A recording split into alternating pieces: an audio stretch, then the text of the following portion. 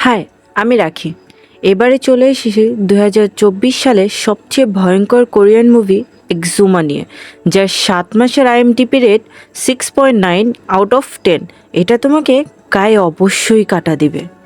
প্রথমেই জানতে পারি আমেরিকার অনেক বড় বিজনেসম্যান পার্কের ছেলে অসুস্থ, যার সদ্য জন্ম হয়েছে, যার ব্যাপারে ডাক্তাররাও ফেল করে গেছে। এরপর তারা কোরিয়া থেকে সিমেন্ট ডেকে আনে। তারা আত্মার সাথে কথা বলে, সমস্যা সমাধান করে। আত্মাদের কন্ট্রোল করা, তাদের দিয়ে কাজ করানো তাদের কাজ। হারিম তার সাথে বনগিলের সাথে এর জন্য এখানে আসে। পার্কের স্ত্রী এগুলো বিশ্বাস করে না, কিন্তু তাদের কাছে এছাড়া কিছু করারও নেই। তারা দেখে বলে যে এই বাচ্চার সব সমস্যা তার পূর্বপুরুষদের সাথে জড়িত। তারা পার্কের বাসায় গিয়ে বুঝতে পারে তার পূর্বপুরুষরা সপরিবারে অনেক আগেই আমেরিকায় চলে আসে।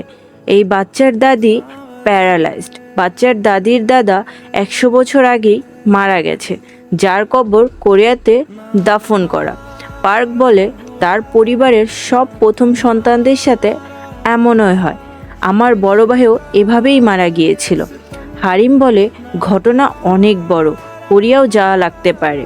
এদিকে কোরিয়াতে আমরা কিমকে দেখি, যার কাজ মৃত আত্মাদের শান্তি দেওয়া। এখানে এক বৃদ্ধ তার পরিবারকে খুব বেশি জ্বালাচ্ছে। কিম বলে তার কবরে সমস্যা না, তার অন্য কোথাও সমস্যা। এরপরে জানা যায় যে তার এক দাঁত তার নাতি রেখে দিয়েছিল, তা ফিরিয়ে দিলে সব শান্ত হয়ে যায়। হারিম কিমের সাথে দেখা করে, পার্কের বিষয়ে বলে, আর বলে এই সব কিছু কোরিয়ায় ওই পর্দাদার কবরের সাথে জড়িত। এর জন্য তাদের কিমের সাহায্য দরকার। কিম রাজি হয়। পার্কও কিমের সাথে দেখা করে, তার দাদার এক্সুমা করানোর জন্য কিমকে বলে। এর মানে হলো এক কবর থেকে লাশ বের করে অন্য কবরে দাফন করা। এখানে সে তার ছেলের জন্য সব কিছু করছিল। পর্দাদার কবর এক পাহাড়ের ওপরে ছিল। এই কবরের আশেপাশে অনেক শিয়াল ছিল, যা ভালো লক্ষণ একদমই ছিল না। পার্ক বলে ওর পর্দাদা জেনারেল ছিল, তার কবর আর্মিরা দিয়েছিল। কিম বুঝতে পারছিল না এখানে কেন তার কাছে ব্যাপারটা ছোট মনে হচ্ছিল না। ও এ ব্যাপারে হারিমের সাথে কথা বলে। এখানে অনেক শয়তানি শক্তি আছে যা সে বুঝতে পারে। সে এখানে সবাইকে কাজ করতে মানা করে। সে আরও বলে এখানে কাজ করলে জীবনের ঝুঁকি আছে। রাতে হারিম, কিম, পার্ক একসাথে হয়। এখানে কিম তার মেয়ের বিয়ের কথা বললে পার্ক তার ছেলের ছবি দেখিয়ে ছেলের কথা বলে। তখন হারিম প্ল্যান করে সে পার্ককে যে কোনোভাবেই হোক সাহায্য করবে। ও বলে আমরা কবর খনন করার জন্য একটা পূজা করতে পারি, যাতে আত্মারা কিছু সময়ের জন্য সরে যাবে। এতেও কিমও রাজি হয়।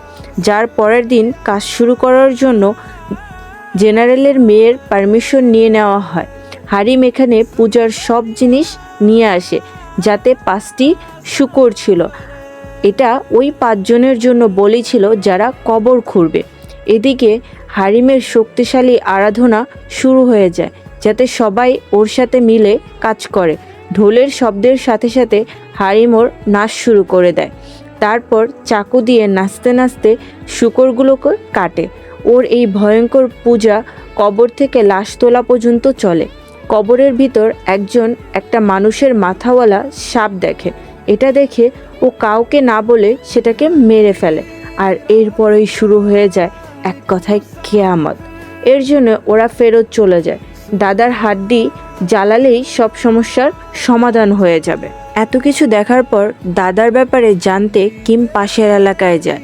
যাবার পর সে জানতে পারে বেশিরভাগ মানুষই জানে না পাহাড়ে কোনো কবর আছে। তারা জানতো, আর যারা জানতো তারাই এটা জানতো যে ওই কবরের ভিতরে গুপ্তধন আছে। এই লোভে একজন এসে দাদার কফিন খুলে দেয়। এর কারণে দাদার অতৃপ্ত আত্মা মুক্তি পেয়ে যায়। কিন্তু হারিম এটা দেখে ফেলে, আর সবাইকে বাঁচাতে ও দাদার আত্মাকে ঠান্ডা করতে ও আবার পূজা করে। এদিকে দাদার আত্মা তার বাড়ি চলে যায়, আর তার ছেলে ও ছেলের বউকে মেরে ফেলে। আর পার্কেও ভয় দেখানো শুরু করে দেয়। পার্ক অনেক ভয় পেয়ে যায়। ওর কাছে কিমের কল আসে।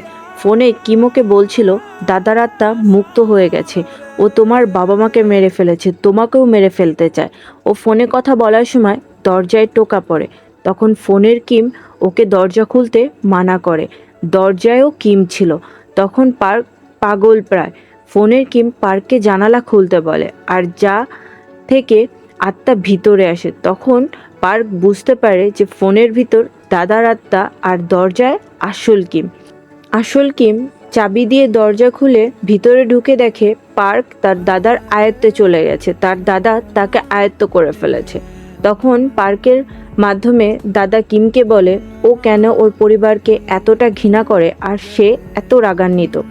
আমেরিকায় ও জাপানিজদের মধ্যে যখন যুদ্ধ চলছিল তখন দাদা জেনারেল ছিল, আর অনেক মানুষকে ধোঁকা দিয়ে অনেক টাকা কামিয়ে নেয়, আর ওই টাকা দিয়েই তার পরিবার আমেরিকায় চলে যায়। তাকে তারা ফেলে যায়, আর কবরে ফুল দিতেও কেউ কখনো আসেনি। এর জন্য ওর ঘৃণা আর রাগ। আর কিমের সামনেই পার্কে মেরে ফেলে, আর বলে যায় এক বড় জানোয়ার বাঘ শিয়ালের হাড় বের করে ফেলেছে, যা কিম কিছুই বুঝতে পারে না।